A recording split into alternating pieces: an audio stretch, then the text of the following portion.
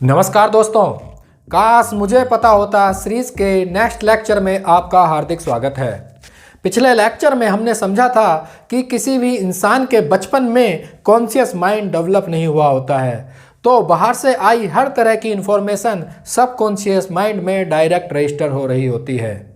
इस वीडियो में हम उन बाकी तरीकों को समझेंगे जिनसे किसी एक वयस्क और उससे ऊपर की उम्र वालों के लिए, उससे ऊपर की एज वालों के लिए कॉन्शियस माइंड बीच में रुकावट का काम नहीं करता है। बाहर की इंफॉर्मेशन को डायरेक्ट सबकॉन्शियस माइंड में रजिस्टर करने देता है। Are you excited? Let's get started.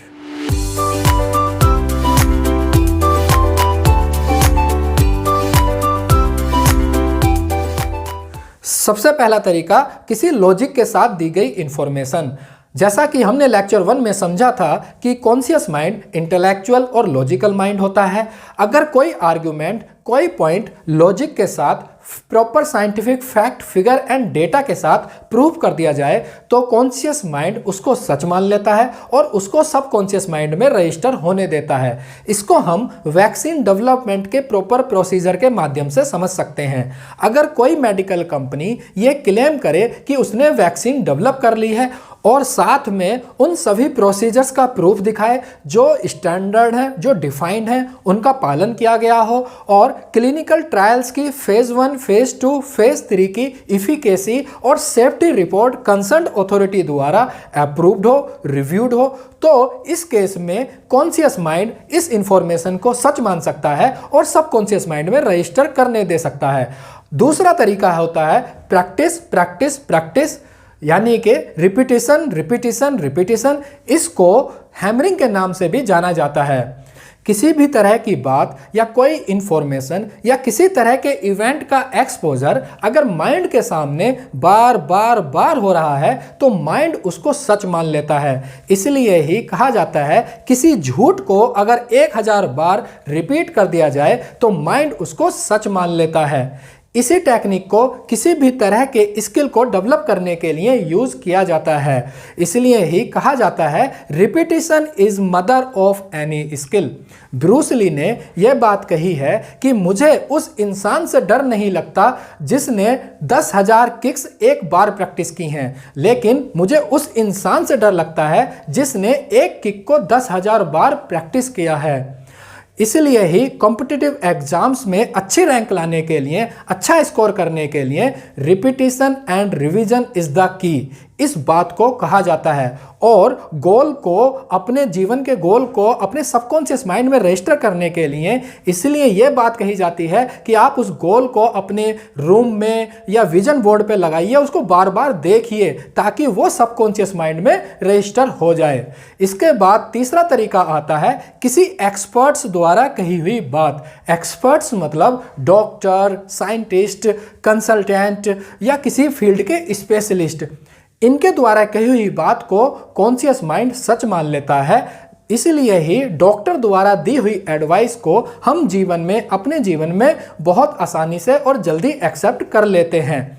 इसके बाद चौथा तरीका आता है किसी हाई अथॉरिटी या किसी हाई सिग्निफिकेंट फिगर द्वारा कही हुई बात, जैसे सेलिब्रिटी, स्टार, कंपनीज का top management, top leadership, role models, मुखिया, प्रधान, इन सभी के द्वारा कही हुई बात या दी गई इंफॉर्मेशन को कॉन्शियस माइंड सच मान लेता है और सबकॉन्शियस माइंड में रजिस्टर होने देता है। इनके अलावा पांचवा तरीका होता है हिप्नोसिस। इस स्टेट में कॉन्शियस माइंड को सुला दिया जाता है, यानी कि कॉन्शियस माइंड की एक बेहोशी वाली हालत हो जाती है और इस स्टेट में कॉन्शियस माइंड बाईपास हो जाता है और जिस तरह की इंफॉर्मेशन, जिस तरह की कमांड इस हिप्नोटिक स्टेट में दी जाती है वो डायरेक्ट सबकॉन्शियस माइंड में रजिस्टर हो रही होती है। इसके लिए हिप्नोटिक एक्सपर्ट्स, हिप्नोथेरेपिस्ट और मेडिटेशन टेक्निक्स होती हैं। मैंने एक हिप्नोटिक एक्सपर्ट्स की वीडियो का लिंक डिस्क्रिप्शन बॉक्स में दे दिया है, जिसमें आप देख सकते हैं कि कैसे हिप्नोटिक स्टेट में इंसान को किसी भी तरह की कमांड दी जा सकती है और उस कमांड पे वो वैसा ही एक्शन लेता है, डिसीजन लेता है। अब हम इन 5 तरीकों को हम एक सिंपल एग्जाम्पल से समझ सकते हैं। एक बिल्डिंग और उस बिल्डिंग के एंट्री गेट पर सिक्योरिटी गार्ड से। यहाँ पर बिल्डिंग सबकॉन्शियस माइंड का काम कर रही है और सिक्योरिटी गार्ड यहाँ पर कॉन्शियस माइंड का काम कर रहा है, और कुछ लोग उस बिल्डिंग में एंटर करना चाहते हैं। तो सबकॉन्शियस माइंड में एंटर करने के लिए, यानी कि उस बिल्डिंग में एंटर करने के लिए वो लोग उस सिक्योरिटी गार्ड को कन्विंस कर सकते हैं लॉजिक के साथ, गेट पास दिखाकर या अपनी विजिट का पर्पस बताकर। तो सिक्योरिटी गार्ड इस स्टेट में उन लोगों को बिल्डिंग के अंदर जाने दे सकता है। दूसरा केस यह हो सकता है वो उससे बार बार रिक्वेस्ट करें, बार बार उससे गुहार लगाएं, तो उस स्टेट में सिक्योरिटी गार्ड उनको अंदर जाने दे सकता है। या ऐसा केस हो सकता है कि वो खुद उस बिल्डिंग के बॉस हों, हाई अथॉरिटी हों, या फिर कोई सेलिब्रिटी या स्टार हो, तो उनके प्रभाव में आकर सिक्योरिटी गार्ड उनको उस बिल्डिंग के अंदर जाने दे सकता है।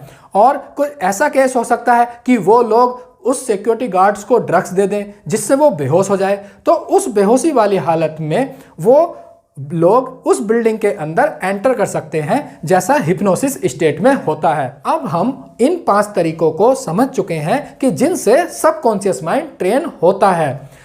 आपको ये वीडियो कैसी लगी अपनी राय कमेंट सेक्शन में जरूर लिखें और चैनल को सब्सक्राइब करें, और चैनल से जुड़े रहने के लिए आपका बहुत बहुत धन्यवाद।